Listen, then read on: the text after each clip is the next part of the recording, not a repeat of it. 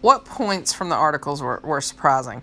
The things I found most surprising about the article are that most counseling centers have no psychiatrist on site, that the prevalence of mental health problems on campuses is as large as it is, that there's limits on how much students can access mental health services, and that faculty don't seem to know what to do sometimes when students come to them with mental health issues.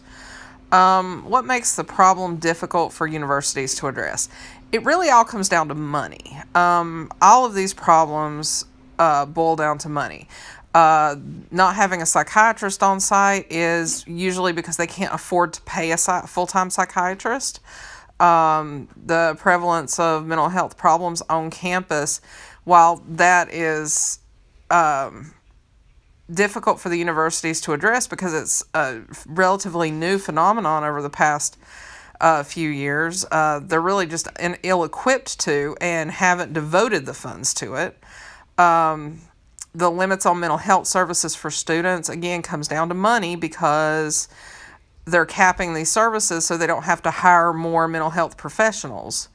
That faculty don't know what to do, that's an education issue. The university isn't educating the faculty and staff about how to handle students and their mental health situations. What do you think is contributing to the trends being observed? I think that a lot of the mental health issues that we're seeing with kids coming to campus is there's a wide variety of things that leads to these issues. I would say starting is the fact that more and more children are being diagnosed earlier with mental health issues and being treated for them. I think there's probably an argument to be made that that contributes, but I think also you have to weigh that with is it just that we weren't diagnosing them before? And which leads me to the second issue, which is that more students are coming to college. So students who wouldn't have come 15 or 20 years ago because of mental health issues are now coming to college because getting a college degree is so important for being able to function in our society with a job. Which leads to also more pressure to actually get a degree, which increases stress levels. And additionally, I think you have parents who will sometimes actually send their children to college just to avoid dealing with their mental health issues. I've actually seen that in the work I've done in higher ed. I know of one student in particular that the university had to say to the parents, no, this child can't come back because he's not in a good place mentally. And the parents really argued about it because they didn't want to have to deal with him. What do you think the future of higher education will bring? I think it depends on whether or not the schools are willing to devote the money needed to address these issues. If we don't come up with the money for them, then it's just going to continue to remain the status quo. And if anything, it may actually get worse if we don't start funding it better. What do you want your role to be as a student affairs professional?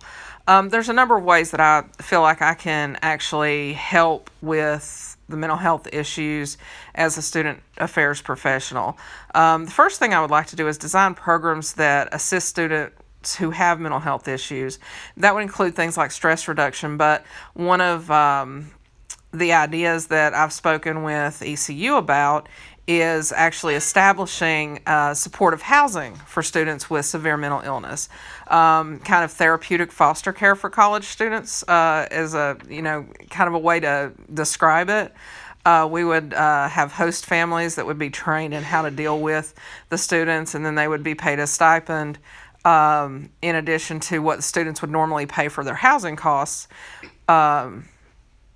And then the students would have a far better support system than they would have if they were living in the dorms. They'd also get some additional supervision and things like that. Also, I feel like educating faculty and staff in how to handle students with mental health issues. There should be a certain requirement that all staff and faculty go through training in how to handle crisis, as well as just how to refer students to resources that they might need, mental health or otherwise.